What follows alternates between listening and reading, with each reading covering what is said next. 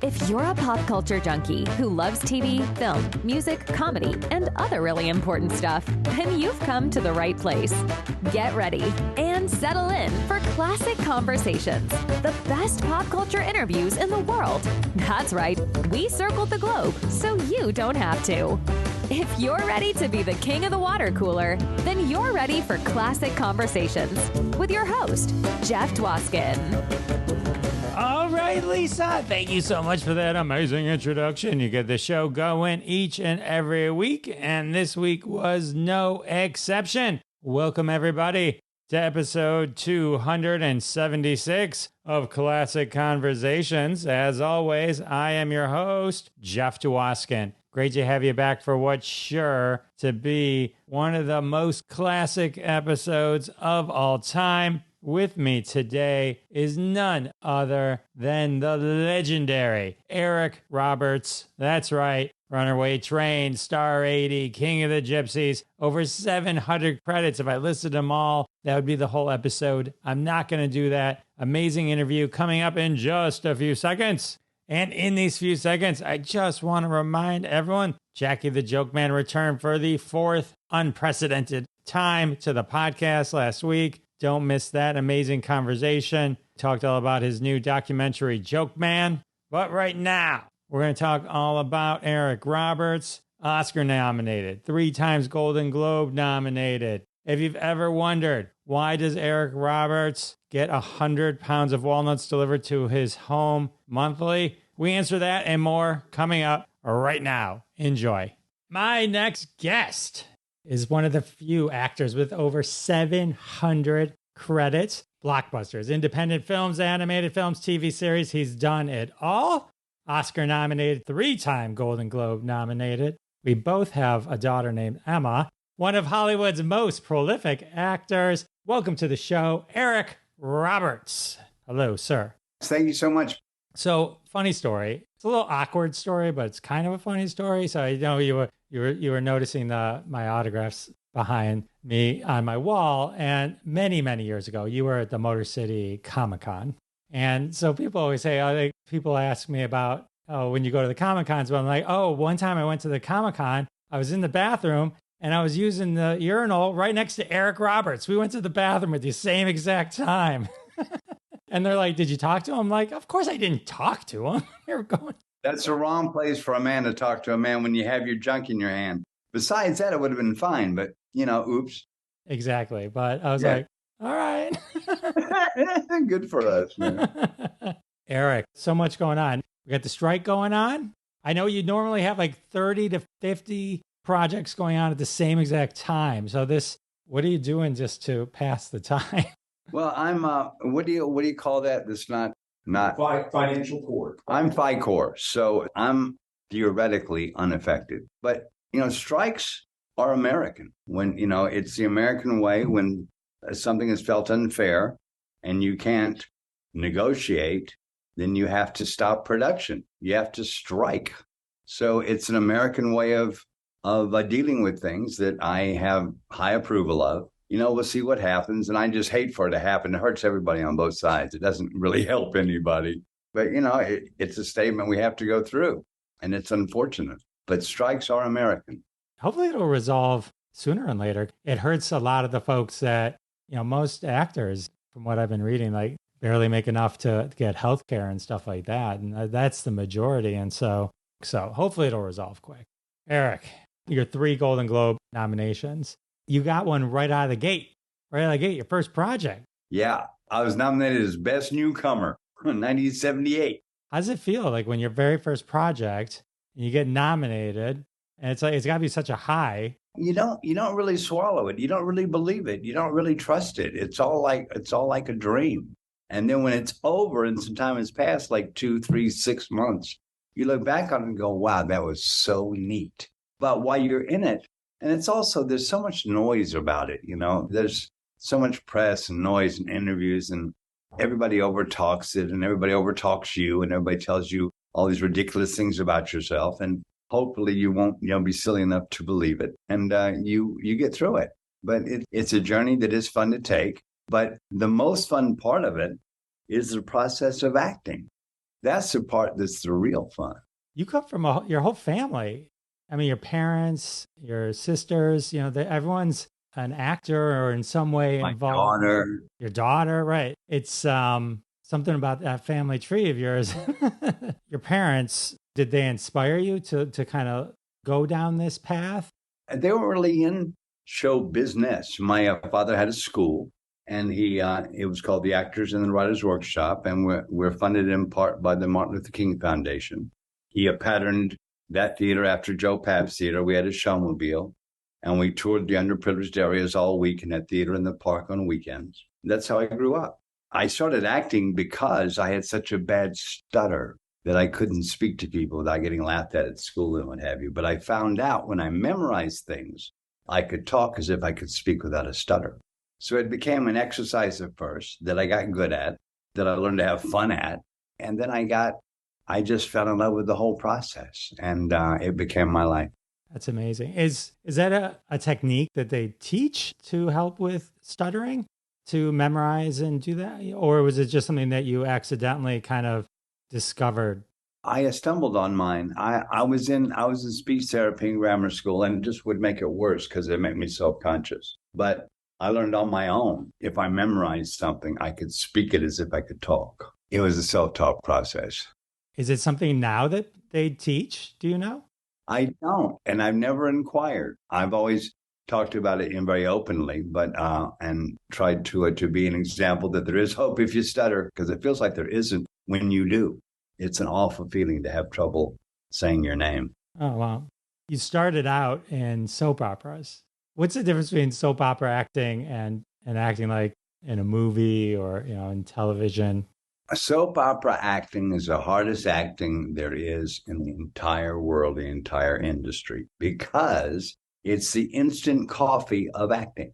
It's expected to be just as good as everything else, but you're given 5 minutes, and then you're given a rewrite after that 5 minutes you're given. So it's very, very difficult. I was never good at it. I am one of my biggest fans. I was terrible on that soap opera. So I don't recommend watching any old soaps that Eric Roberts. And they fired me from that soap opera because I would write my own dialogue. And I got called into the office, and I was told, if you rewrite your dialogue again, we'll fire you. I said, okay, but I never changed any cues as if that was okay. Anyway, I did it again, and they fired me. And so I thought I'd never work again. Oh, my God, the only job I ever had that paid me well, and now I'm on the street. And the next week, I auditioned for King of the Gypsies and got very lucky in my first film. When you transitioned from soap opera acting to now you're on your first film, like what were the things that kind of surprised you about the whole process of movie making? Well, movie making, I was well taken care of by a man named Frank Pearson. He was an Academy Award, a many-time nominee and winner as a writer. And his last big movie before mine was A Star Is Born with Barbra Streisand and Chris Christopherson. He wrote and directed that version of it. He was my director and my writer my first time out. And he's the one who saw my screen test and told Dino De Laurentiis, this is who I want. And Dino said, I agree with you, hire him. So Frank was my mother, my father, my director, my mentor, my friend. What would you say are some of the things you've carried with you that he taught you? Just the slice of life attitude that it can stay as small as a molecule as long as it's real. What was it like working with Bob Fossey? Well, that is its own experience. That is working with a leader who's everything you could ever imagine or want in a writer, director, leader, mentor. He was the hardest working man I've ever known, and he was a genius. It's an overused and abused word, so it has very little meaning nowadays. But once you meet a real genius, you know two things: that you're not one, and that they are very hard to find. And I've met two in my life, he being one. And man, what a cool cat. Just the coolest. I'm very fortunate to have known him. Is this the movie? Is this why people think you're mean, rough? That's what started it all. The first three guys I played were very nice. And then I played Paul Snyder, who was a bad dude. It's funny because I when I was watching some interviews with you, just like doing some background before we were talking and stuff like that. And then I knew Summer Moore. I know Summer Moore. You did a project with Summer, and she was just always just, you were great in that. And like, she would always just talk about how amazing you and Eliza are. And it was like, I remember like in your head, you have like this image of somebody. And I remember it was the same thing when I interviewed Ronnie Cox, the bad guy from RoboCop and all that kind of stuff. And I was just like, and it was the nicest guy also. It's just funny how like roles can put an image in your head of somebody. That's the experience you have with a person. That's your relationship with them. That's all you have to go by. And even though we as actors, we scoff at that, as an audience, I totally get it. And I understand it. So early on, so King of the Gypsies, Susan Sarandon, Brooke Shields, Annette O'Toole, Sterling Hayden, Shelley Winters, Mariel Hemingway, Cliff Robertson, and Star 80. I mean, not just like great mentor directors in your, I mean, you were working with all these heavy hitters right out of the gate, like really great. Well, these great names now, I guess in context, I don't know where they were in their career at the time. They were all to be enormously respected, every one of them. Oh, man. So, and then Mickey Rourke, Daryl Hannah, John Voight. And then you discovered Danny Trejo. Yep. You want to hear that story? I would love to hear that story. Yeah. Well, we're doing pre-production for Runaway Train, and they take John and I to the prison with the writer. His name was Eddie Bunker, and they take us to a working prison. I believe it was Folsom. I'm not sure I remember correctly. Anyway, they have a bunch of ex-cons who have been in Folsom but are out, who are visiting, some kind of reunion weird thing that they do. Anyway, they wanted to cast the part of the guy that I box out of the prison. But the writer said, tell him no. Tell him you want that guy with the tattoo, the Mexican with the tattoo. I said, okay. It was a friend of his he'd been in prison with named Danny Trejo. Okay, so line them all up, and they're all Mexican, and they all have tattoos. So I say, hold the page, and I go find Eddie Bunker, and I say, Eddie, they're all Mexican, they all have tattoos. How do I identify him without you? He's like, he's got this little man on his chest with a sombrero. So I go back and I pick him out. And he was so happy he'd been picked, he cried. And he and I made very good friends. We've been friends ever since then. And a funny story about that day on the set with him, when we're actually doing the scene and we're boxing, and the director, who is very Russian, says, Eric, ask Danny if you can really hit him in the head, because I need a shot of him getting hit in the head. So I go to Danny and I said, the director wants to know if I can really hit you. And Danny said, for what they're paying me, you can beat me up, pal. Here we go. And because Danny had never made that much money before that day. So, he's been a close friend and peer ever since.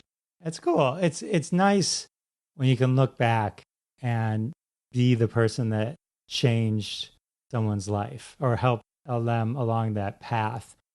I was a part of it, yeah. But, Danny and I have been in like 4 or 5 of the same movies together since then. Did you get to punch him in any other ones? I did not. I did get to kill him once, though. How was that? It's always a pleasure. When you were studying, you studied acting in London? Yeah, a little bit. Well, I went to summer school there, and I had a father who put on my resume that I really went to school there. I didn't. I went to their little summer school that they have there. But my training came from repertory theater. That's how I grew up. Okay, so primary, was TV and movies something you always aspired to, or did you want to be a theater actor? I didn't know what I wanted to be. I just knew if I memorized stuff, I could talk and love the joy of speaking. It was a prize for me. Only after I'd done probably a dozen plays that I realized, hey, I can be good at this in my own private moments. So I was not until really I was about 7 years old, and did I really decide I'm going to be an actor. And as much as a 7-year-old can, I decided I was going to be an actor. Do you still do theater whenever you can, or do you love the rush of like a live audience? Well, theater is a lot of fun and it's very rewarding. The only problem with theater is even on Broadway, they don't pay you where you can afford to support yourself. And it's a crime that the basis of all entertainment doesn't pay you well enough to have entertainers in it, but it doesn't. You mentioned we've mentioned your daughter Emma a couple times. Were you at all hesitant that when she wanted to go into? Sometimes actors aren't as they're a little hesitant when their kids want to become actors themselves. How did you originally feel? I know she's huge now. She's amazing. My kid has a very dynamic personality, and she wanted to be an entertainer. What am I going to say? No. It's funny. We named our daughter Emma as well. Oh, cool. If I have the timing right, you named your daughter Emma when it was a cool name, but it was like not like it is now where it's in the top 5. I mean, and I think when we named, it was like top 100 name, like a cool name that some people used, but it was still unique enough that when it came up, everyone's like, oh, that's a beautiful name. That's a beautiful name. And I remember we named our daughter Emma because that's how we felt about it, because everyone was naming their kid Madison at the time. And we're like, no. And I remember we named our daughter Emma. Love the name. It's such a beautiful name. We took her home. Month later, Ross and Rachel named their kid Emma. And the whole world starts Emma-ing. Yeah.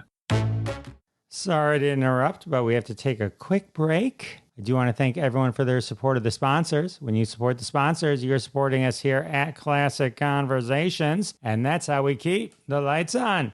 And now back to my conversation with Eric Roberts. We're going to dive into a little Christopher Nolan conversation. And we're back. Oh, Christopher Nolan. I got my favorite note as an actor I've ever gotten from a director from Christopher Nolan. I'm doing a scene, and I'm in the middle of a scene with a woman in a restaurant, in a bar kind of a situation. I'm doing this scene, and he screams, "Cut! Eric Roberts, don't be funny." And I've never been accused of that in my whole life. I was very proud of it. So many iconic movies. And then, so you have a black belt in Taekwondo? Sometimes, yeah, when it's convenient. When it's convenient. I do a show where we talk about TV shows to binge watch and all that kind of stuff. And one of the folks was just on. Sometimes we do movies that we want people to watch again. And he was doing the best of the best. It's a fun-ass movie. So fun. I even like Best of the Best Part 2. It's a little gory for some people, but I like it. I like Best of the Best Part 2. Classics. All classics. Thank you. When you think about like the amount of credits that you have, right? There's some obvious ones that would just pop out that somebody, but are there ones that you're like, these are the ones people don't talk about, but I'm just so amazing in them and people should see these, like these are amazing? Yeah, well, there's a half a dozen of those that it's real crime that they kind of never saw the light of day. And there's one that Patrick Warburton, the Enterprise guy, you know what I'm talking? From Seinfeld, right? Nobody sees him as a great actor. They see him as what he is, kind of a big, bumbly, likable dude. He's a brilliant, over the top, oh my God, breathtaking, good actor. And this movie called The Civilization of Maxwell Bright. He stars in, and he plays a guy who owns a TV repair and sales shop and is, very successful, had a little money, and he gets a mail order bride. She's Asian, and he's a brute a-hole, and she changes his life. She turns him inside out, but she does it in a way that can only be done with love. And that sounds really corny and really lightweight, but it's a heavy-ass movie, and Patrick Warburton is unbelievable.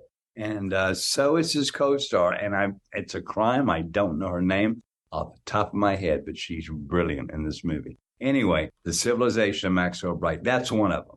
And there's about a half a dozen of those that I just am very proud of, love very much, and wish the whole world could see them. Let me see if I can. Marie Matico? Marie Matico, yeah, right. That's her. Yes, thank you. Yeah, Marie Matico, that's her. Great actress. Oh, my God. Fantastic actress. Did you get to spend time with Heath Ledger? Yeah, sure. I mean, outside of like just the scenes and stuff, kind of know. No, we only had a working relationship, but it was a nice relationship, and he was very unpretentious and very cool and very prepared and good. I had heard stories that you got to stay away from Heath. He's so into character. I said okay. That was not the case. He was very approachable. He was very cool. He was humble and sweet. It was a loss to all of us. Definitely.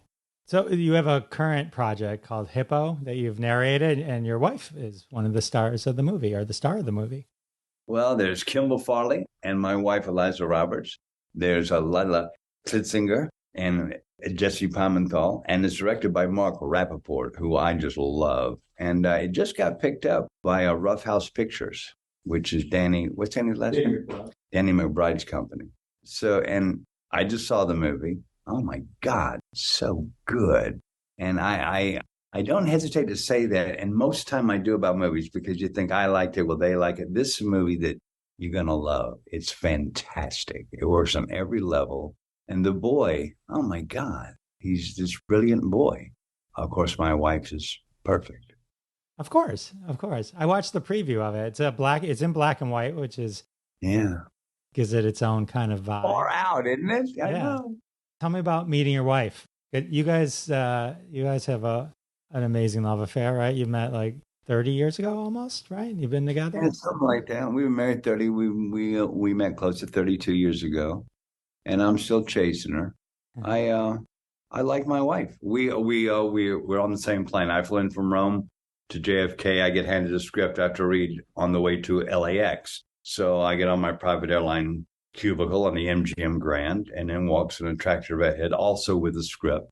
We say hi, we read our scripts. We close our last page at the same moment. So we kind of have to talk. We look at each other. Hi, how are you? What are you reading? What are you reading? Who wrote that? Who wrote this? Blah, blah, blah, blah, blah, blah. She says to me, who's your favorite screenwriter? I said, one guy, David Rayfield. He wrote 3 Days of the Condor, Out of Africa, The Way We Were, blah, blah, blah. She goes, oh, I know. He's my father. What? I said to her, wow, can I have your phone number? She said, I'm in a relationship. I said, I didn't ask to sleep with you. I asked you for your phone number. She laughed and she gave it to me. So I had her phone number. So this is where the story gets good. I go to work. I get home from work. I have this girl's phone number from the airplane. I call her. A man answers the phone with a very deep voice. He goes, hello. This is her babysitter. His name was Jeffrey Dean Franco from Walking Dead. He was her babysitter. He goes to her. Hello, may I speak to Eliza? May I ask who's calling? Eric. He's gone for like 3 minutes. She comes back. We have a relationship. He goes to her. He says, telephone call. She goes, who is it? He goes, Eric. She goes, I don't know an Eric. He says, it sounds like Eric Roberts. She said, oh, I met him on the plane. She took the call. If he hadn't recognized my voice, I would not have called back. I would not be married to my wife. Thank you, Jeffrey Dean. You're married to your wife because of Negan? That is incredible. Isn't it funny though? Like these little like moments and the little connections that can lead. Like he recognized your voice and got married. Yeah. I wouldn't have called back. I would have thought I got blown off. I wouldn't have called back. I wouldn't know her. It would be a loss.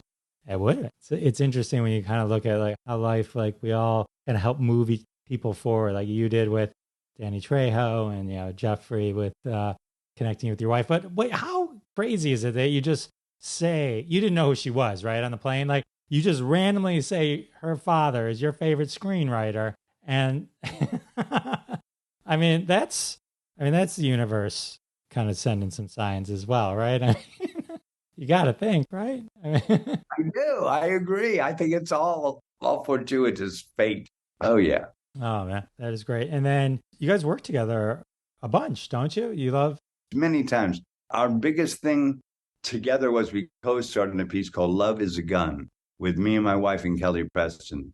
Kelly Preston is really good in this piece. It's a good piece. I play a guy you've never seen me play. I play a real pissant. I had a question, if you don't mind me asking. Julie Roberts, your sister, are you reconciled? Do you guys talk now? We never had a problem. That was a problem in the press. It was a problem in the press? I wasn't going to ask like what happened. I was just, I like the, because the press also talks about a reconciliation. And the question I was going to ask was about the importance of reconciling relationships and moving past things. And we never really had anything to reconcile, Okay. We agree and or disagree, but we are who we are and we like each other and we talk all the time. In fact, we actually don't talk all the time. We talk rarely, but my wife and she talk all the time. And that's just what happened. Okay. Well, that's even better then. I'm like, that makes me happy because like, it's horrible when you read things. It's like, oh, they don't talk, to find out it's just kind of the press. So the press likes to manipulate things. And so then I'm sorry to hear that you had to even read stuff like that. That's unfortunate. It's been a long time coming, though. I think it all started back in the early '90s when everybody was talking about Your Pretty Woman, and I said at a press conference, "Excuse me, can we talk about me being funny?" And it was like, "Oh, ooh," it became a thing, and it blew up into things that just weren't realistic. All right, that's good. That's a better version of. Okay, cool. So I wanted to ask. I was reading about you had an addiction early on, and then when you would come out and you talked about it on one of the shows, and people had told you not to do it, but then you found that talking about it actually helped your career. It didn't do anything like some of the people had maybe said.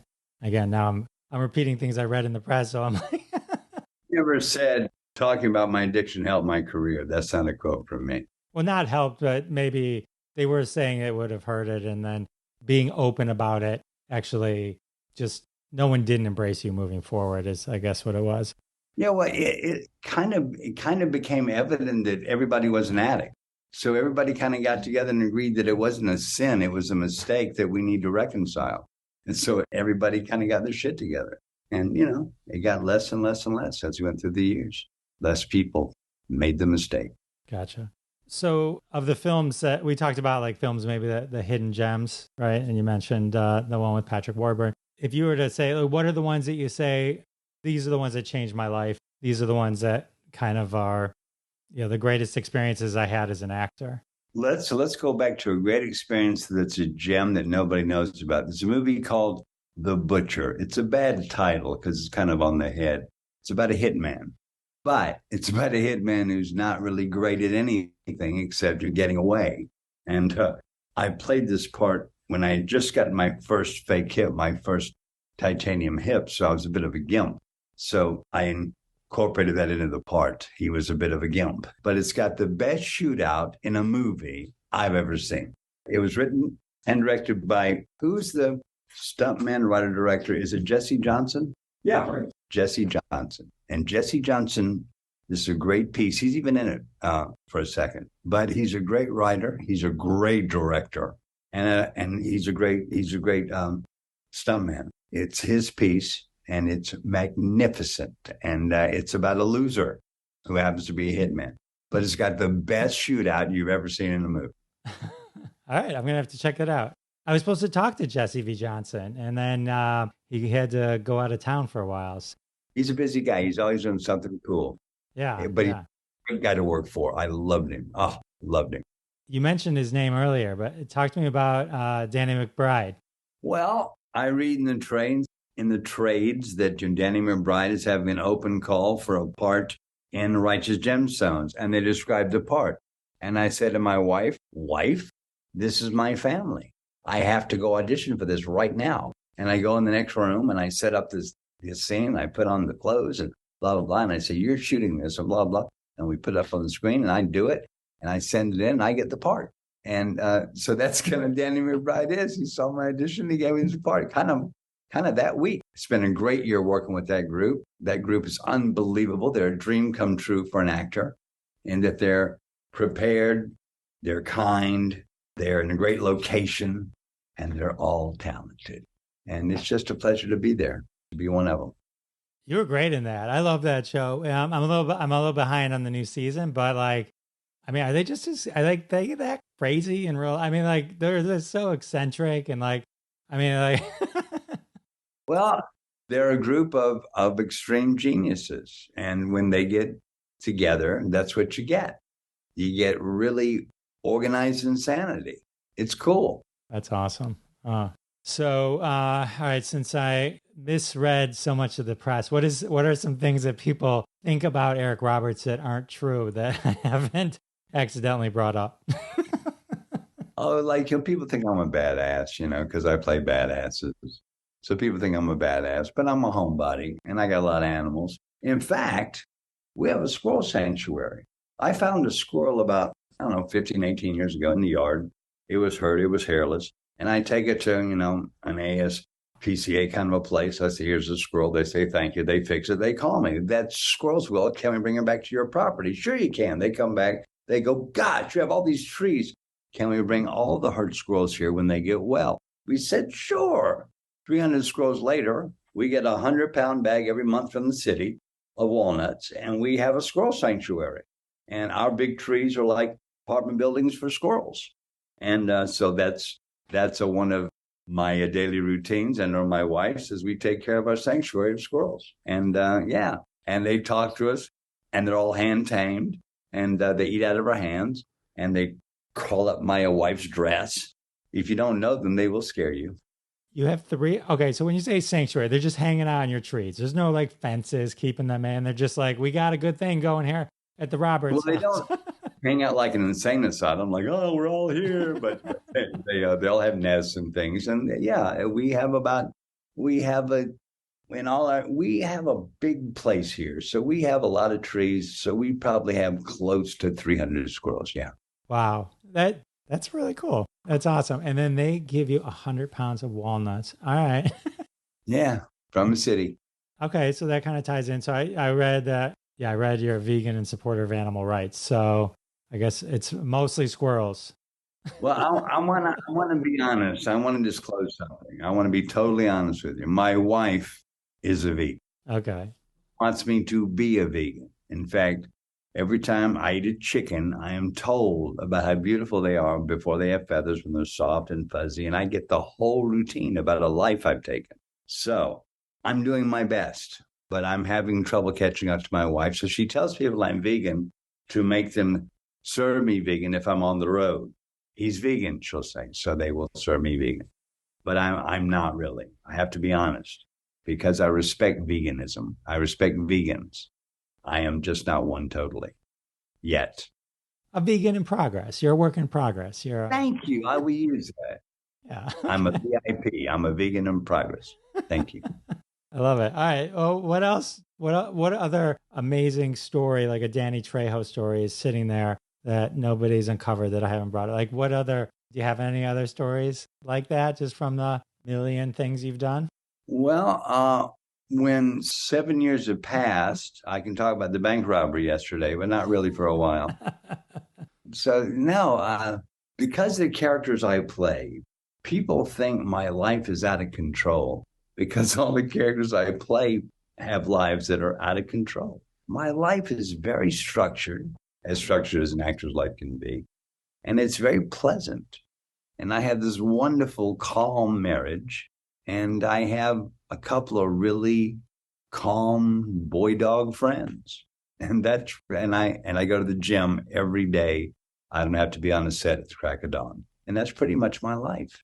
Up until really about 10 years ago, I always had horses in my life. But then I'm on the road so much, and one of the horses died, and one of the horses I gave to a friend of mine. And then that horse died. So horses are out of my life now. And but that's all I ever did was horses and act. And my marriage. I've been married for 30 years now, and I've been kissing her for close to 32. That's awesome. It's great. It's always nice to see a couple in love, and it's like, and just kind of still doting on each other. I've seen you guys interview together and stuff like that, and it's nice. It's really nice. Well, the evolution of a relationship, if you stick with it, is fascinating, and it's a kind of a thing that you can never really share or describe, because it is so personal. It's like the calluses on your hand. You can say how you got them, but who cares? It's wonderful to be in it, but it's so personal, and it's so singular, and it's so unusual that you can't really even share it. I had a question. So I know I mentioned Julia Roberts, but your other sister, Lisa, she acts also, but she does a lot of executive producing and like a lot of behind the camera stuff. And have you ever worked with her in that capacity? I have not. No, that's not true. But we haven't worked together. We haven't been professionally together in like 30 years. But yes, she's a winner. Her name is Lisa. Yeah, I was looking at her IMDb too, and I was like, all of you guys are like powerhouses. Need to get one full Roberts, all three Roberts together, and Emma. So I guess 4. That'd be like 4. Wouldn't that be fun? That would be fun. Let's do it. I'm gonna write something. I'll send it to Jesse. Okay, I'll write it and send it to Jesse V. Johnson, and then he can I'll direct read it. Sure. I'd love Jesse to direct it. It's awesome. Eric, I can't thank you enough for hanging out with me. It's fun. You're great. You're so pleasant, dude. Thank you. Oh, well, thank you. I appreciate that. It was good. I'm glad your friend was off to the side to help with some of the details. Thank you, Burke. Thank you, pleasure. Burke. Good interview. It was funny when he signed on because it was his name. I was like, oh no, Burke Floyd. I mean, did they give the wrong thing? Oh no. Yeah, no, just me. Well, Eric, thank you so much. And I'm glad we were able to meet again many years later outside of the Motor City Comic Con restroom. And it was a delight hanging with you and chatting with you. You are so likable. Thank you so much. Thank you. Appreciate it. Peace out. All right. How amazing was Eric Roberts? So many great stories. I love the Danny Trejo story. If you remember, Greg Baldwin told that story in episode 238. So it was cool to hear it directly from Eric Roberts as well. Also, Eric Roberts came up during my conversation with Summer Moore in episode 130. Eric and his wife, Eliza, starred in Summer's web series. I'll put links to that in the show notes as well. So much goodness. Can't believe the interview flew by so fast. Another huge thank you to my guest, Eric Roberts. And of course, a huge thank you to all of you for coming back week after week. It means the world to me, and I'll see you next time. Thanks so much for listening to this episode of Classic Conversations. If you like what you heard, don't be shy and give us a follow on your favorite podcast app. Also, why not go ahead and tell all your friends about the show? You strike us as the kind of person that people listen to. Thanks in advance for spreading the word, and we'll catch you next time on Classic Conversations.